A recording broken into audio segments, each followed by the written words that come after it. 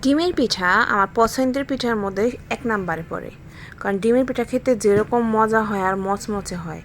ডিমের পিঠা কদিন পরে পরে আমার খাওয়া হয়। শীতকাল উপলক্ষে আমি কিছুটা ডিমের পিঠা খেলাম। ডিমের পিঠা ঝাল ঝাল হয়। ঝাল পিঠা তো এর জন্য অনেক ভালো লাগে। ডিমের পিঠার জন্য অবশ্যই ডিম লাগবে, পেঁয়াজ, কাঁচামরিচ, ধনেপাতা হলে তো কোনো কথাই নেই, তাহলে তার স্পেশাল একটা স্মেল আসবে। তারপরে লাগবে চাউলের গুঁড়ো। চাউলের গুঁড়ো ছাড়া তো হবেই না। চাউলের গুঁড়ো দিয়ে তারপরে আমি ডিম আগে ফেটে নিব। ফেটে নিয়ে একটা একটা করে ফেটে নেওয়ার পরে তারপরে আমি পেঁয়াজ, মরিচ, ধনেপাতাগুলো মিশিয়ে দিব। যেগুলো আনাম আছে কাঁচামরিচ সেগুলো কিন্তু আমি দিব না, সেগুলো আমি এমনি রেখে দিয়েছি। আমার মনে করেন আমি আনাম কাঁচামরিচ দেবো, এগুলো এভাবেই রেখে দিয়েছি। এই তো ভালোভাবে মেশানোর জন্য আমি আবার দিয়ে দিলাম ধনেপাতা, মরিচ কুচি, পেঁয়াজ কুচি কেটে ভালো করে রেখেছি, এগুলো এখন আমি দিয়ে দিব। বড় মরিচগুলো সরিয়ে রাখলাম যাতে গুঁড়োর মধ্যে এসে না পড়ে।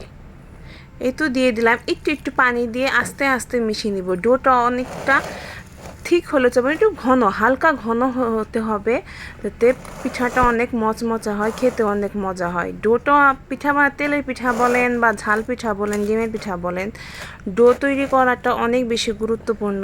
ডো তৈরির ক্ষেত্রেই পিঠাটার মজাটা বৃদ্ধি পায়। যত ভালোভাবে আপনি ডোটা তৈরি করতে পারবেন আপনার পিঠাটা খেতেও অনেক বেশি মজা হবে।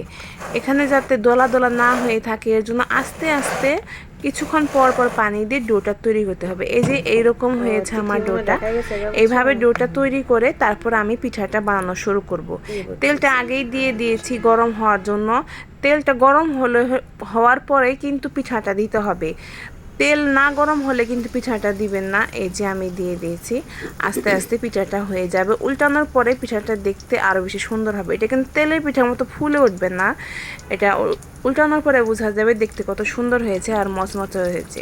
এই যে দেখুন, অনেকেই কিন্তু চালের গুঁড়োর সাথে আটার গুঁড়াও দিতে পারেন বা ময়দাও দিতে পারেন, দিলে দেওয়া যায়, ওটাও আলাদা টেস্ট আছে। কিন্তু আমি কোনো আটা বা ময়দা দিইনি, এমনি চাউলের গুঁড়া দিয়ে বানিয়ে ফেললাম। এখন আমি দুইটা বানিয়ে ফেলেছি। এগুলো খেতেও যেরকম মজা, দেখতেও অনেক সুন্দর, কারণ ধনেপাতার জন্য অনেক বেশি সুন্দর হয়। কার কার ডিমের পিঠা খেতে ভালো লাগে জানাবেন। সবাই ভালো থাকবেন। আল্লাহ হাফেজ। পাশে থাকবেন, লাইক ফলো দিবেন।